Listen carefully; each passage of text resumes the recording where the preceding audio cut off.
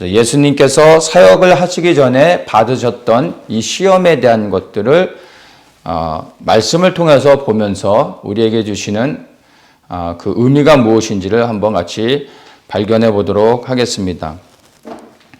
먼저 1절에 보면은 그때 예수께서 성령에게 이끌려 마귀에게 시험을 받으러 광야로 가사 이렇게 말씀하면서 시작을 합니다. 예수님께서 시험을 받으러 광야로 가셨다라고 말하고 있습니다. 사역을 시작하기 전에 먼저 예수님께서 광야로 가서 시험을 받았다는 것입니다. 그 시험의 장소가 광야였는데 하나님께서 히브리 민족을 구원하시고 난 후에 그들을 곧바로 인도하신 곳이 광야였습니다. 이 광야를 통과하지 않고서는요, 결코 가나안 땅에 들어갈 수 없습니다. 하나님의 약속을 받았지만 그 약속을 받은 자들은 반드시 광야를 통과하고 그리고 나서 가나안 땅에 들어갈 수 있는 것입니다. 이 광야가 주는 의미가 우리에게 있습니다. 광야는 약속을 받은 하나님의 백성들이 반드시 통과해야 되는 곳인데, 그러나 많은 사람들이 사실 광야로 가는 것을 원치 않습니다. 왜냐하면 이 광야는 한마디로 고난을 의미하고 있기 때문입니다. 그래서 하나님의 약속을 받은 사람들이 다 광야로 나가야 되는데, 그러나 광야로 나가는 것을 대부분의 사람들이 원치 않는 것입니다. 골로새서 1장 24절에 이렇게 말합니다. 그리스도의 남은 고난을 그의 몸된 교회를 위하여 내 육체에 채우노라. 이것이 사도 바울의 간절한 고백이었습니다. 그리스도의 고난을 통해서 우리가 구원을 받았습니다. 그리고 이 사도 바울의 고난을 통하여 복음이 열방 가운데 증거되어지는 일이 있었습니다. 그 은혜로 우리가 또한 복음을 접하게 됐고 예수 그리스도를 영접하여 또 그리스도를 믿는 그리스도인으로 살아가게 되어졌습니다. 이제 복음을 받은 우리가 그리스도를 위하여 우리 안에 고난을 채울 때 우리의 고난을 통하여 그리스도의 뜻이 이 땅 가운데 이루어지게 되는 것입니다. 종국적으로는 하나님의 뜻이 이 땅 가운데 이루어지게 되는 것입니다. 그래서 이 고난 안에 담겨져 있는 의미는 생각보다 많습니다. 고난을 그냥 단어의 그 의미대로 그냥 고난이라고 생각할 것이 아니라 우리 그리스도인들에게 있어서 이 고난은요, 많은 것을 포함하고 있습니다. 먼저 이 고난은 그리스도를 향한 우리의 사랑입니다. 고난을 통하여 우리의 고난을 통하여 하나님을 향한 우리의 사랑을 보이는 것입니다. 또한 그것은 하나님을 향한 우리의 온전한 신뢰이기도 합니다. 그리고 이 고난은 그리스도를 향한 우리의 믿음을 보이는 것이기도 합니다.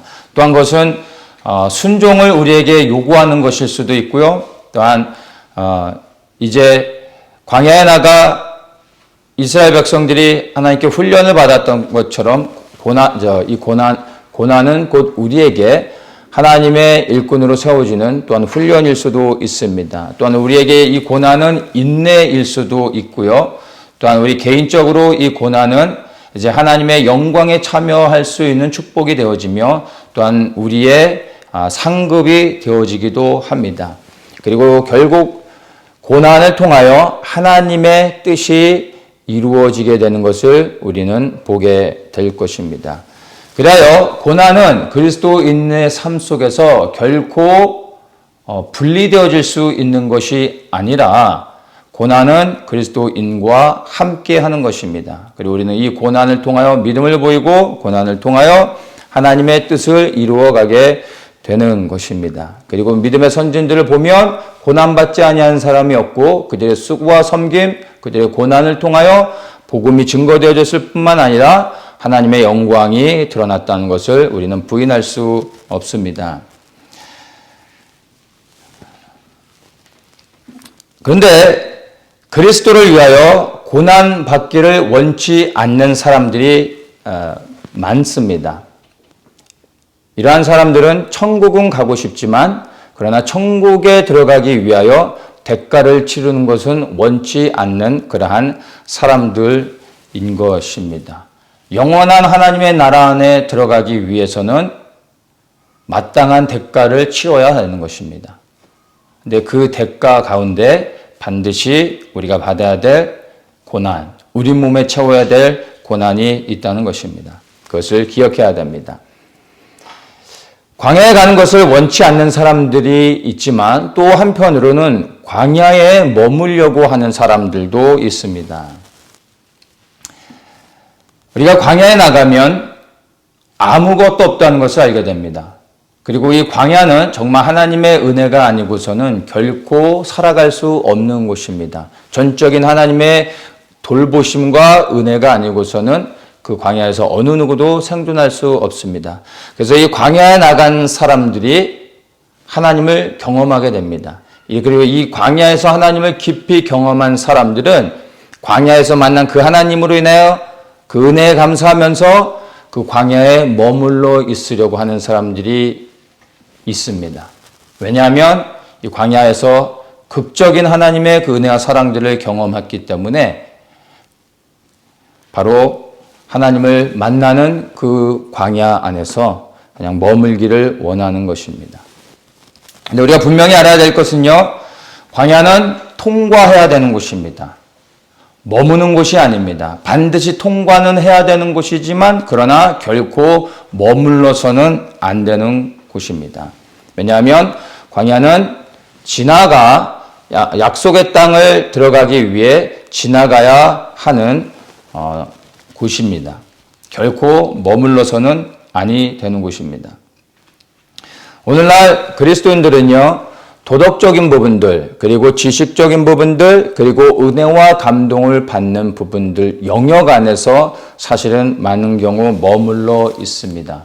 하나님의 약속을 붙잡고 광야를 통과하여 그리고 가나안 땅에 들어가려고 하질 않습니다. 신앙생활의 본질은 은혜와 감동을 받는 것이 아닙니다. 지식을 채우고 그리고 하나님을 아는 것으로, 더 많은 것을 아는 것으로 끝나서는 안 되는 겁니다. 하나님의 뜻이 이루어질 수 있도록 우리의 삶을 들여 헌신해야 하는 것입니다. 그래서 머물러 있으면 안 되고 나아가야 되는 것입니다. 지금 내가 어디에 있느냐가 중요한 것이 아니라 내가 멈춰서지 않고 끊임없이 나아가고 있느냐, 이것을 볼 수 있어야 하는 것입니다. 어떤 사람들이 광야를 통과하겠습니까? 하나님의 언약을 붙잡은 사람, 그리하여 부르심의 사명을 감당하기를 기꺼이 헌신하는 사람들, 그리하여 하나님의 언약을 붙잡고 광야를 끊임없이 한 발짝 한 발짝 나아가는 사람들입니다. 그렇게 하나님의 비전을 가지고 그 언약을 붙잡고 끊임없이 나아가야 하는 것입니다. 지금 여러분들은 어디에 있는지 여러분들의 발자취를 한번 돌아보십시오. 머물러 있는지 아니면 계속해서 나아가고 있는지 여러분들의 삶의 자리를 한번 돌아보십시오. 아무리 큰 은혜와 감동이 있는 광야라 할지라도 결코 머물러서는 안 됩니다. 광야가 우리를 부르신 곳이 아니라 광야로 불러내 우리로 하여금 가나안을 바라보게 하셨고 우리에게 주신 약속의 땅은 바로 가나안 땅인 것입니다. 즉 하나님의 나라를 향하여 우리는 나아갈 수 있어야 됩니다. 그 소망을 가지고 끊임없이 멈춰서지 않고 광야를 통과하여 하나님의 약속을 소망하면서 나아가시는 분들 되시길 축복합니다. 2절을 보겠습니다. 40일을 밤낮으로 금식하신 후에 줄이신지라. 예수님께서 광야에서 시험을 받으실 때 40일을 금식하셨다라는 말씀을 하고 있습니다. 사역을 시작하기 이전에 예수님께서 금식하셨다라는 것을 우리에게 말씀해 주고 있는데 이 부분은 굉장히 중요한 포인트가 됩니다. 예수님께서 40일 동안 금식하시면서 무엇을 하셨을까요? 당연히 기도하시면서 금식하셨을 것입니다. 그분이 금식하신 것은 더욱더 깊이 하나님 앞에 나아가기 위한 것이었습니다. 기도와 금식은 항상 함께 가는 것입니다. 바늘과 실이 같이 가는 것처럼 기도와 금식은 뗄 수 있는 것이 아니라 함께 가는 것입니다. 금식하는 모든 사람들이 하나님과 깊은 관계를 가졌다라고 말할 수는 없지만 하나님과의 깊은 관계를 영역 안에 들어가 있는 모든 사람들은 정기적으로 금식하는 사람들입니다. 그것이 제가 발견한 부분입니다. 여러분이 하나님과의 깊은 관계 안에 들어가고 기도의 깊은 영역으로 지금의 기도의 단계에서 한 단계 더 올라서고 싶다면 여러분 정기적인 금식을 하시기를 권면합니다. 이 금식의 첫 번째 유익은 여러 가지가 있지만 제가 오늘 말씀드리고 싶은 것은 금식은 첫째 우리의 육을 제어하게 됩니다. 우리의 육과 혼은 그리고 우리의 영은 분리되어지는 것이 아니라 하나로 연합되어져서 함께합니다. 그래서 우리가 영을 강건케 하는 게 너무나 중요한데 영을 강건케 하기 위하여 또한 우리는 영의 훈련들을 해야 되겠지만 육을 제어하는 훈련도 반드시 해야 합니다. 육을 제어할 때 상대적으로 영이 더 맑아지고 강건케 되어지는 것입니다. 그리고 육이 제어되어지고 영이 강건케 되어질 때 비로소 우리는 하나님과의 깊은 관계 안에 들어가며 하나님 앞에 머무를 수 있게 되고 하나님의 뜻을 분별하여 알 수 있게 됩니다. 몸이 좋아지기 위해서는 우리가 좋은 음식을 먹어야 되고 또 좋은 영양제를 먹으면 됩니다. 그러나 우리가 아무리 좋은 음식과 영양제를 먹는다 할지라도 또한 좋은 영양제와 함께 더불어서 우리가 정크푸드를 먹고 소다를 마시고 좋은 음식과 영양제뿐만 아니라 우리가 그냥 식욕이 땡기는 대로 나쁜 음식도 같이 먹어버린다면 좋은 음식을 먹고 영양제를 먹는 것은 사실 별 의미가 없어집니다. 우리가 건강을 위하여 좋은 음식을 먹고 영양제를 먹을 때는 반드시 전제되어지는 것이 뭐냐면 몸에 좋지 않은 여러 가지 인스턴트 음식, 그런 정크푸드는 먹지 않는다라는 전제하에서 그리고 좋은 음식과 영양제를 먹게 되는 것입니다. 금식은 이와 같은 것입니다.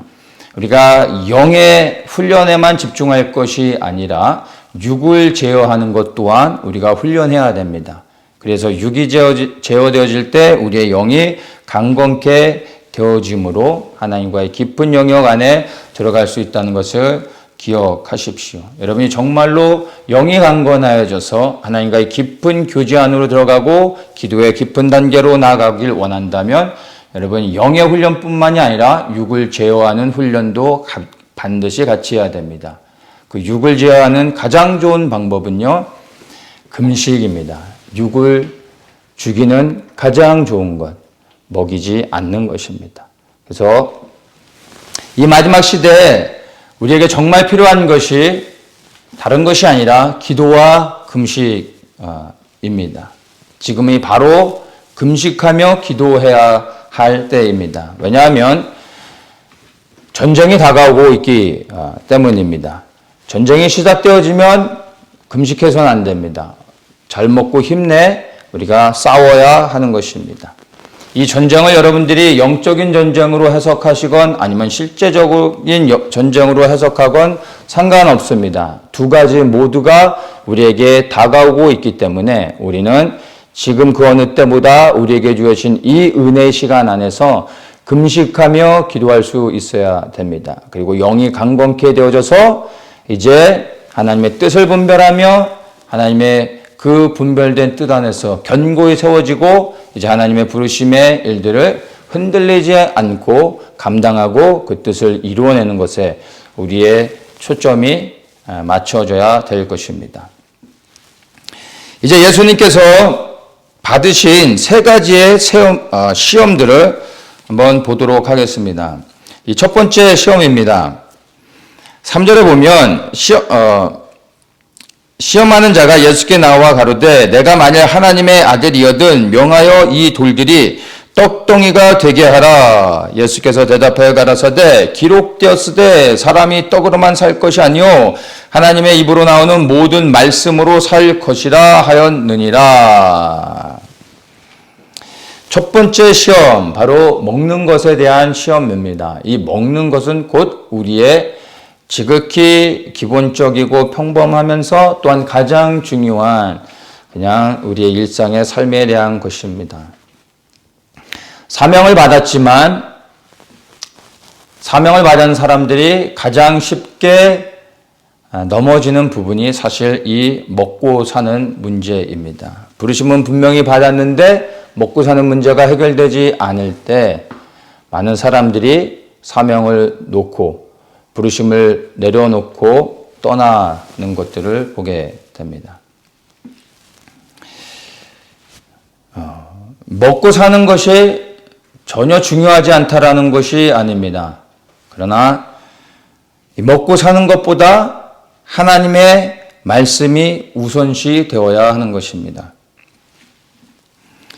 말씀에서도 떡으로만 살 것이 아니다 라고 말씀하고 있습니다. 떡은 필요 없다라고 하는 것이 아니라 떡으로만 사는 것이 아니다. 이 말의 의미는 떡이 필요 없다는 것이 아니라 떡이 필요하지만 그것이 우선이 아니라는 것입니다. 하나님의 말씀이 먼저 우선시 되어지는 것이라는 것을 우리에게 보여주고 있습니다. 그렇다면 먼저 여기서 하나님의 입으로 나오는 모든 말씀 이렇게 말하고 있는데 모든 말씀이라는 것은 무엇을 의미할까요? 이 모든 말씀이라는 것은 한마디로 말씀을 통해서 우리에게 드러내 보이시고 있는 하나님의 뜻을 의미하고 있는 것입니다. 하늘에서 이루어진 하나님의 뜻이 이 땅에서도 이루어질 수 있도록 하나님의 뜻을 분별하며 그 말씀에 순종하며 우리의 삶이 드려져야 되는 것을 의미하고 있습니다. 그래서 이 모든 말씀으로 살 것이다 라는 것은 이 하나님의 뜻을 위하여 우리의 삶이 드려져 살아야 된다는 것입니다. 하나님의 뜻이 이루어지는 것을 위하여 우리가 기도하고 그리고 기도한 대로 우리의 삶이 그렇게 순종하며 살아가야 하는 것을 말해주고 있습니다. 이렇게 먼저 하나님의 뜻을 구하고 하나님의 뜻을 따라 순종하며 살아갈 때 하나님께서 우리의 필요를 공급하시는 것입니다. 그리고 떡을 공급해 주시는 것입니다. 근데 문제는 우리는 항상 하나님이 우리에게 떡을 주시면 그러면 제가 하나님께 순종하겠습니다. 순서를 항상 바꿉니다. 먼저 필요를 채워주시면 내가 이렇게 하겠습니다. 근데 하나님의 말씀은 우선순위는 바뀌어지지 않습니다. 먼저 그 나라와 그 의를 구하라. 그리하면 이 모든 것을 더하시리라 말씀하셨습니다. 하나님이 우리에게 요구하시는 것은 먼저 하나님의 뜻이 이루어지는 것을 위하여 우리의 삶이 드려지는 것을 원하고 있습니다. 우리가 그렇게 삶을 드릴 때 하나님께서 우리의 필요를 공급하시는 것입니다. 이 순서가 바뀌면 되는데 사람들이 이 순서를 바꾸지 않고 항상 하나님이 제게 이것을 채워주시고 이것을 주시고 이렇게 해주시면 내가 이렇게 하겠습니다 라고 말하고 있는 겁니다. 그래서 이 떡의 문제로 인하여 많은 사람들이 넘어지게 되는 것을 보게 됩니다.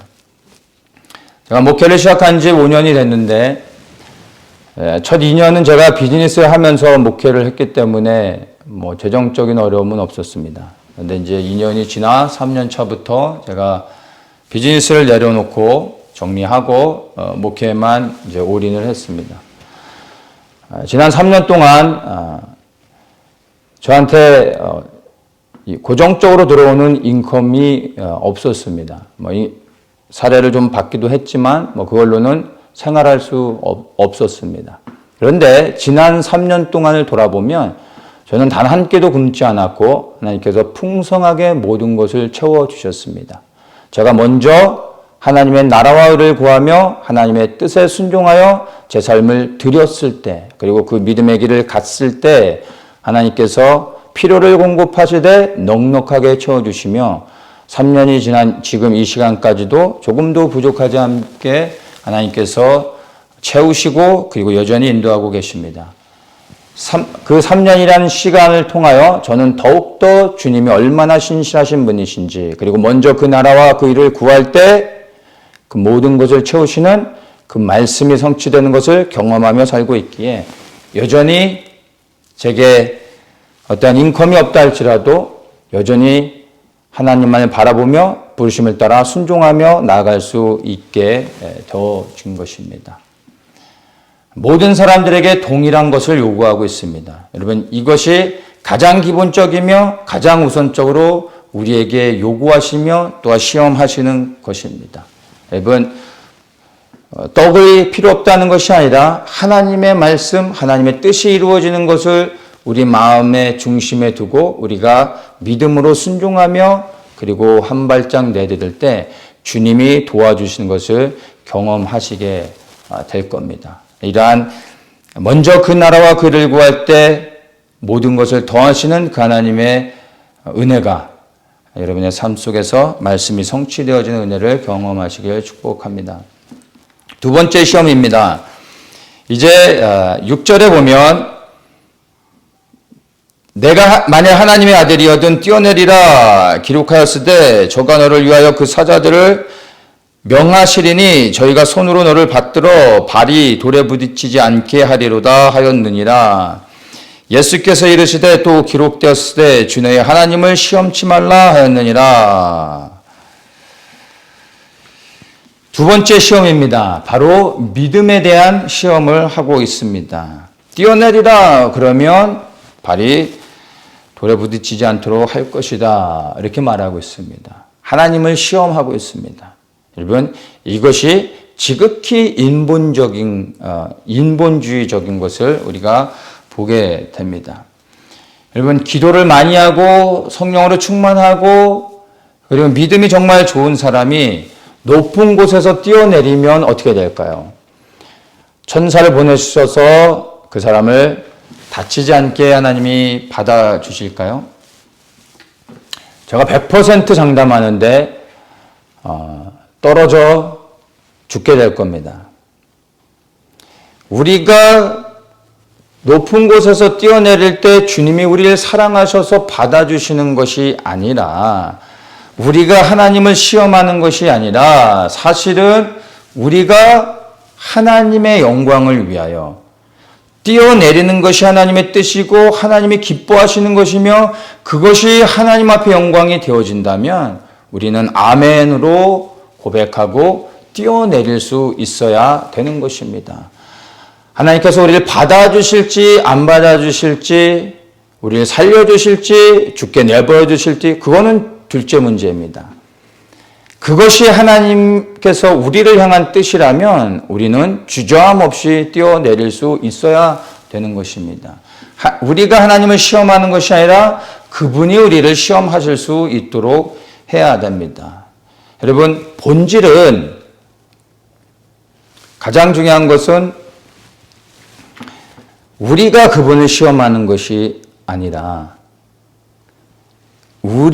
하나님께서 우리의 믿음을 시험하실 수 있도록 해야 됩니다. 하나님은 이미 독생자 예수 그리스도를 우리에게 내어주셨습니다. 그리하여 얼마나 우리를 사랑하시는지를 확증해 주셨습니다. 더 이상 하나님을 시험하려고 하는 것은 믿음 없는 행위인 것입니다. 이제 하나님의 그 은혜와 사랑을 경험했다면 더 이상 하나님께 우리를 얼마나 사랑하시는지를 보여주기를 요구하거나 기대해서는 안 됩니다. 이제는 그 사랑 안에서 우리가 구원을 받고 그리고 그 은혜와 사랑에 감사하고 있다면 이제 우리가 주님을 얼마나 사랑하는지, 우리의 삶이 주님 앞에 얼마나 드려지고 있는지를 우리가 하나님께 보여드려야 되는 것입니다. 하나님이 우리를 테스트하실 수 있도록 우리 자신을 드려야 하는 것입니다. 이제는 우리가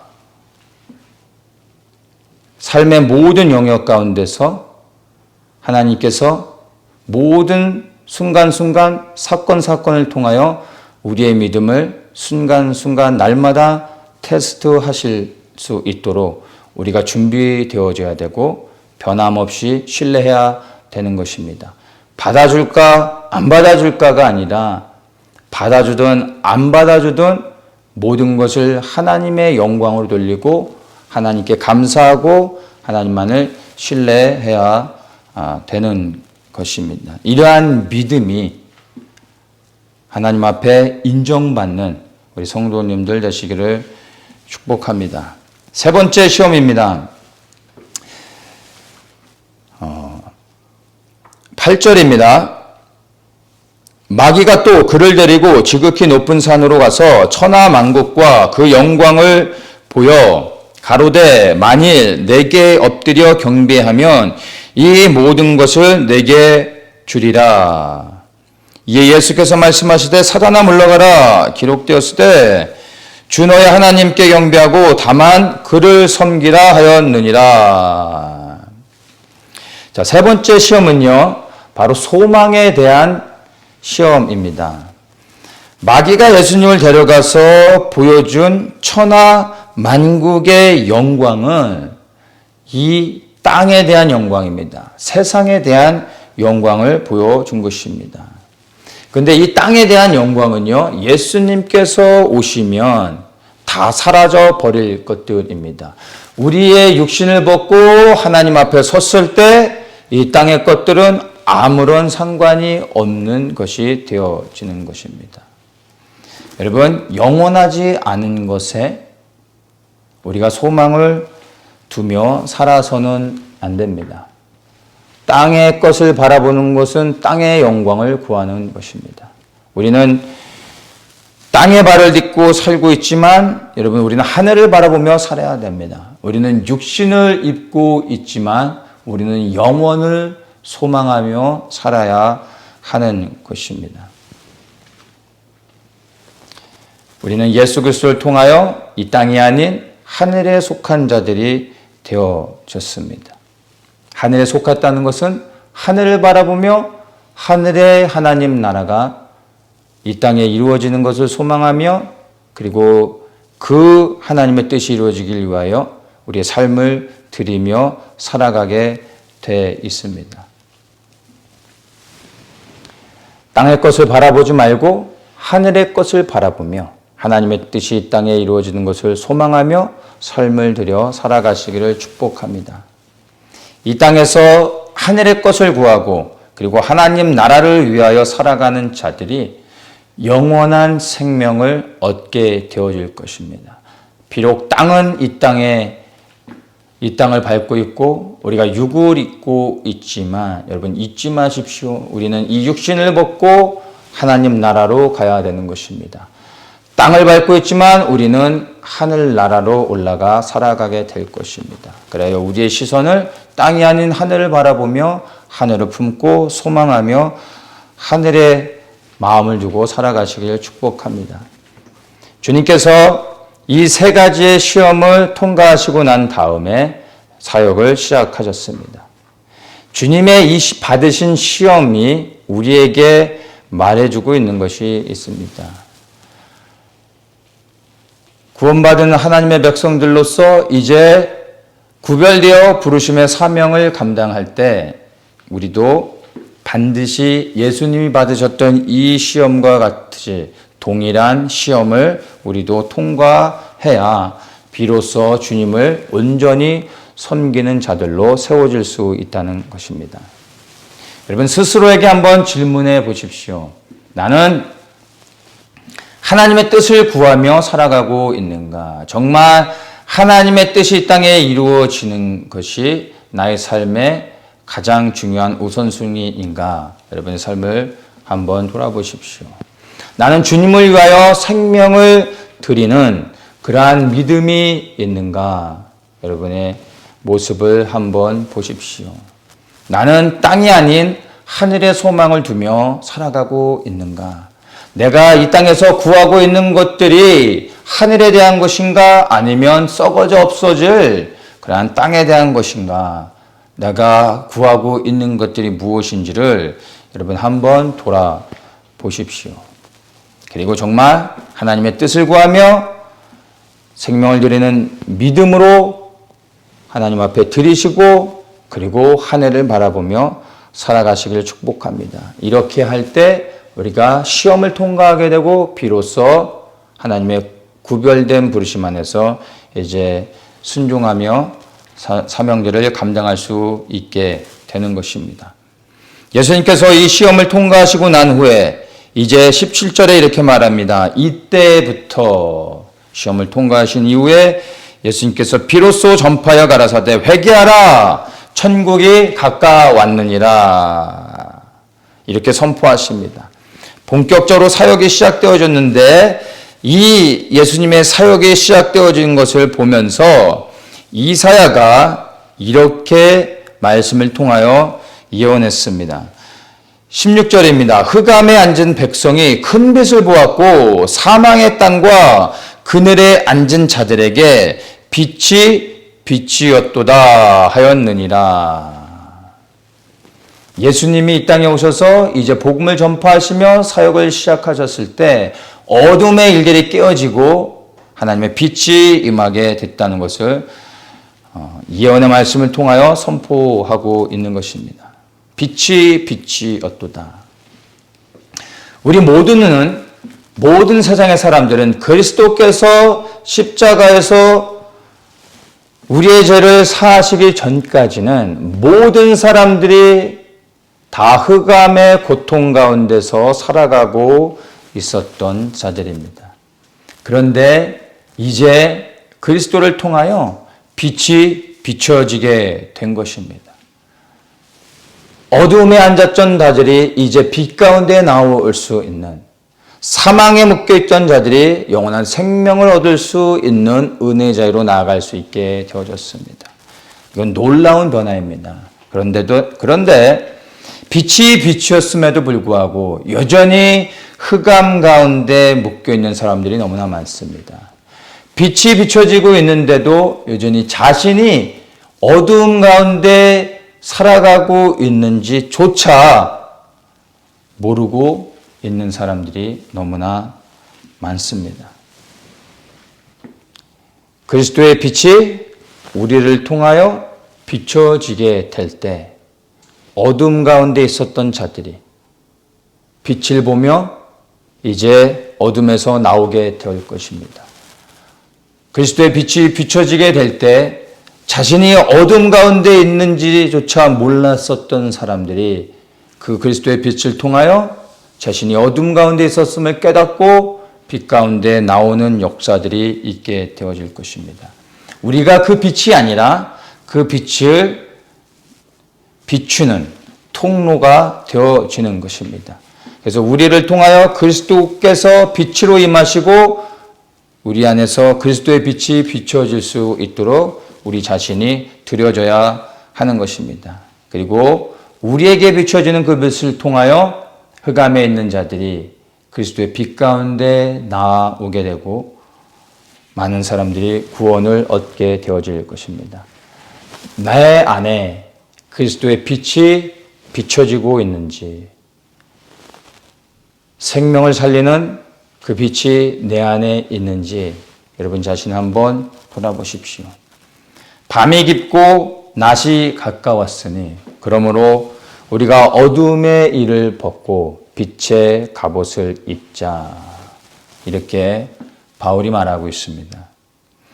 빛의 옷을 입자라고 말하고 있지 않고요. 빛의 갑옷을 입자라고 말하고 있습니다. 우리를 통하여 그리스도의 빛이 비추어지는 것은요, 우리가 무장되어지는 것을 의미합니다. 왜냐하면 세상은 점점 어두워져 가고 있습니다. 그 어둠의 권세는 더욱더 커져가고 있습니다. 이것이 마지막 때 일어나는 현상들입니다. 지금의 한국의 이 흐름들을 보면 정치는 이미 사회주의가 실행되어져 가고 있습니다. 교회는 이미 오직 예수 그리스도라는 복음의 본질을 놓쳐버렸습니다. 지금 세워지고 있는 모든 법들이 하나님을 진노케 하는 그러한 법들이 진행되어져 가고 있습니다. 세상에서 일어나는 모든 일들이 하나님을 대적하는 일들입니다. 그리고 지금 이 코로나 시대 가운데서 한국 할 것 없이 모든 세계의 나라들에서 교회가 지금 타겟이 되어지고 있습니다. 온 사방에서 교회를 공격하고 있습니다.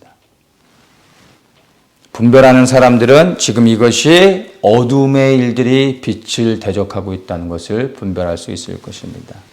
그런데 앞으로는 더욱더 심해질 것입니다. 지금 우리가 경험하고 우리가 보고 있는 이러한 어둠의 일들은 아직 시작도 하지 않은 것입니다. 본격적으로 어둠의 일들이 빛을 향하여 대적하는 더 많은 그러한 사건들이 일어나게 되어질 것입니다. 그래야 우리는 더욱더 빛의 갑옷을 입어야 하는 것입니다. 그렇게 빛의 갑옷으로 무장되어지지 않으면 우리는 쓰러지게 되어질 것입니다. 넘어지게 될 것입니다.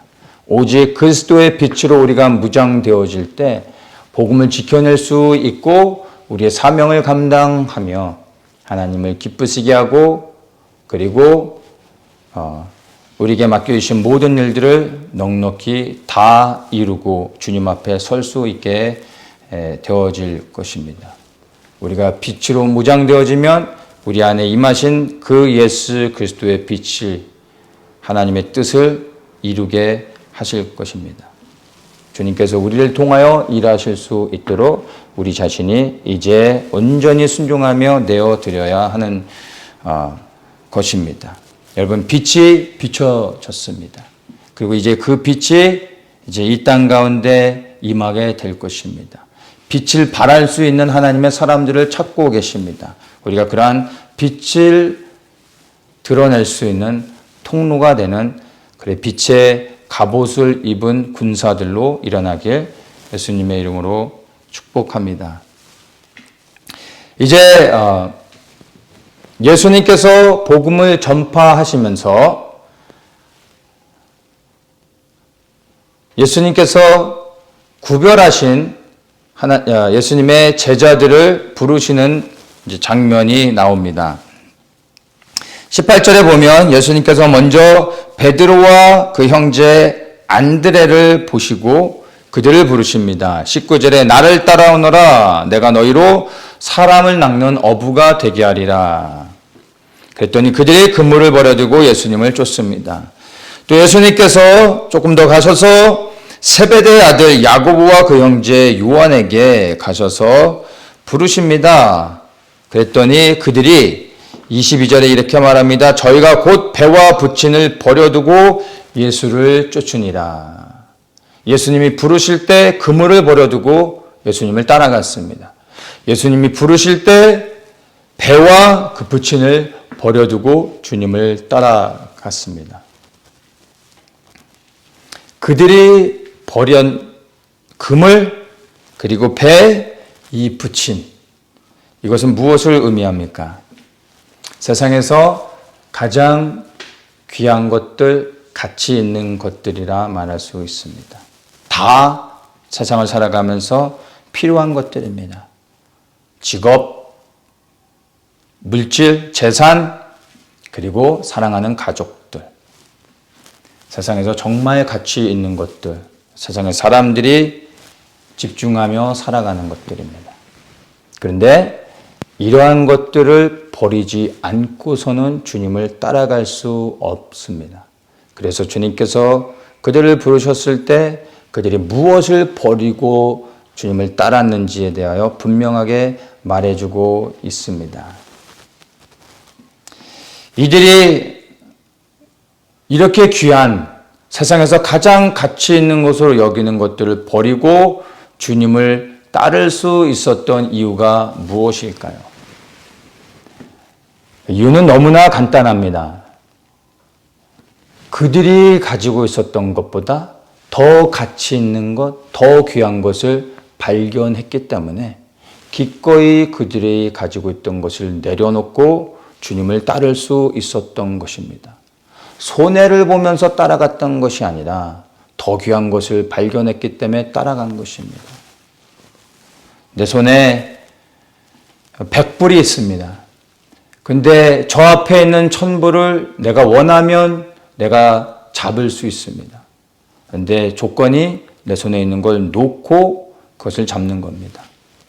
나는 100불을 버리지만 그 1000불을 잡으면 나는 900불을 더 이득을 보는 겁니다. 계산은 너무나 간단한 겁니다. 그들이 버린 것, 그물을 버렸고 배를 버리고 그리고 가족을 버린 것 같지만 그것보다 더 가치 있는 예수 그리스도, 영원한 생명, 그리스도보다 더 가치 있는 것이 무엇이 있겠습니까? 더 귀한 것을 발견했기 때문에 주저함 없이 그들이 그리스도를 따라갈 수 있었던 것입니다. 여러분의 손 안에 무엇이 있는지를 여러분 한번 보십시오. 여러분의 손 안에 지금 여러분이 붙잡고 있는 것이 여러분이 지금 가장 귀하게 여기고 있는 것입니다. 여러분의 손 안에 예수 그리스도가 아닌 다른 것이 쥐어져 있다면 지금 여러분은 그리스도가 가장 귀하신 분이 아니라 여러분의 손 안에 있는 그 어떤 것이 가장 귀한 것이로 여기고 있는 것입니다. 그리스도를 따르기에 합당하지 않은 모습인 것입니다. 여러분, 예수보다 더 귀한 것은 없습니다. 이것은 찬송가의 가사가 아니라 정말 우리 모든 그리스도인들의 삶의 고백이 되어야 하는 것입니다. 왜냐하면 여러분 예수 그리스도 안에 영원한 생명이 있기 때문입니다. 우리가 많은 것을 포기하는 것 같지만 그러나 결국 우리가 얻는 것이 영원한 생명이기에 내려놓는 것이 결코 우리가 손해보는 것이 아니라는 것을 알게 될 것입니다.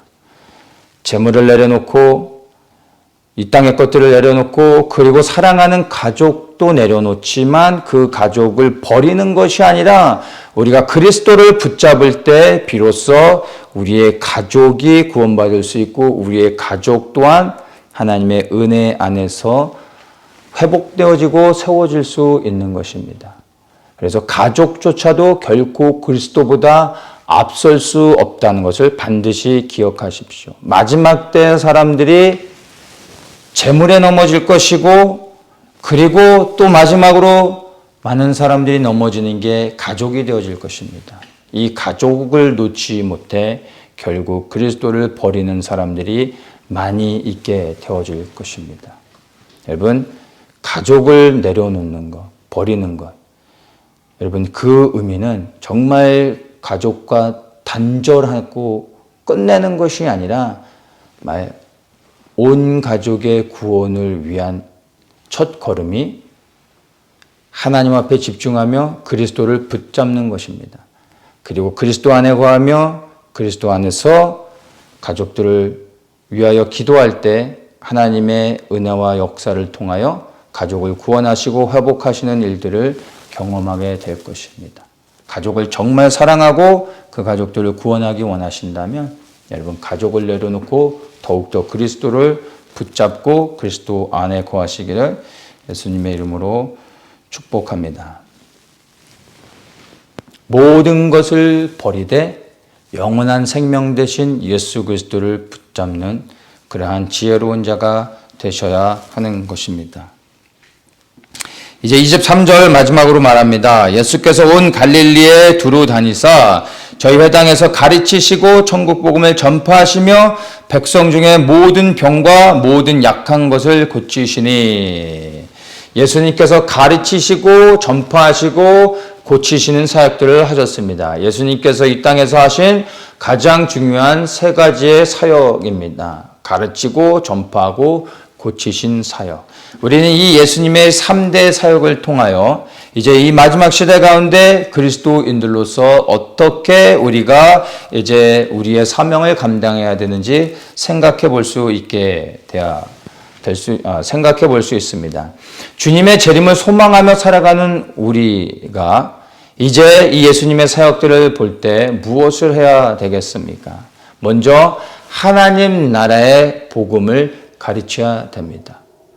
그냥 복음이 아니라 하나님 나라의 복음입니다. 이 기회가 되면 이 하나님 나라의 복음이 무엇인지를 더 자세히 설명하겠습니다. 이 땅에 이루어질 그 하나님의 나라를 가르치는 것입니다. 이 하나님 나라의 복음을 우리가 이 마지막 시대 가운데 더욱더 전파해야 됩니다. 단순히 예수 믿고 구원받으라는 것이 아니라 이 땅에 하나님의 나라가 임하고 있다. 이제 하나님의 말씀에 순종하며 하나님의 법을 따라 순종하며 살라고 하나님 나라의 복음을 가르쳐야 되는 것입니다. 또한 하나님의 나라를 우리가 전파해야 됩니다. 하나님의 나라가 이 땅 가운데 속히 임하고 있습니다. 이제는 그 어느 때보다 우리가 입을 열어 선포해야 되는 것이 하나님의 나라인 것입니다. 이 땅에 하나님의 나라가 이루어지는 것을 위하여 우리가 하나님 나라를 마음에 품고 더욱더 선포할 수 있어야 됩니다. 그리고 이제 마지막으로 우리가 해야 될 것이 다시 오실 예수 그리스도의 재림의 길을 예비하는 것입니다. 이 세 가지가 우리가 주님의 제자로서 이 마지막 시대 가운데 감당해야 될 사명이고 또한 이것이 마지막 시대의 교회의 부르심이라고 저는 믿습니다. 하나님의 뜻을 구하십시오. 하나님의 영광을 위해 사십시오. 그리고 그렇게 하나님의 뜻에 내 뜻을 마치고 하나님의 영광을 위해 살아갈 때 하나님의 빛이, 그리스도의 빛이 우리에게 임할 것입니다. 그리고 그 빛을 드러내십시오. 그리고 흑암에 있는 자들이 그 빛을 보고 그리스도께 나오며 구원 얻는 역사가 일어나게 될 것입니다. 그 일들을 위하여 오늘 이 시간에도 하나님께서 빛을 비출 수 있는 하나님의 사람들을 찾고 계십니다. 그 빛을 드러낼 수 있는 하나님의 사람들로 일어나시기를 예수님의 이름으로 축복합니다. 함께 기도하겠습니다. 하나님 나라가 우리의 심령 가운데 새겨지게 하여 주시고 그 나라를 소망하면서 이제 우리의 삶이 그리스도께 맞춰져서 하나님의 뜻을 구하며 나가게 하여 주시옵소서. 그리하여 정말 우리의 심령 가운데 오직 하나님의 나라가 새겨지고 입술을 열어 하나님의 나라를 선포하며 그리고 우리의 삶이 하나님 나라가 이 땅에 이루어지는 일들을 위하여 기꺼이 드려지게 하여 주시옵소서. 우리가 하나님 앞에 쓰여지기 전에 먼저 우리가 합당한 자들로서 준비되어지게 하시되 우리가 어떠한 시험을 통과해야 되는지 어떻게 준비되어져야 되는지를 말씀을 통하여 다시 한번 돌아보면서 하나님 앞에 쓰임받기에 합당한 자들로 준비되어질 수 있도록 주님께서 우리 한 사람 한 사람들을 역사하시고 인도하여 주시옵소서. 그래 우리의 그 헌신 통하여 준비되어진 모습을 통하여 오직 하나님의 뜻이 이 땅에 이루어지기를 간절히 소망합니다. 예수 그리스도의 이름으로 기도합니다.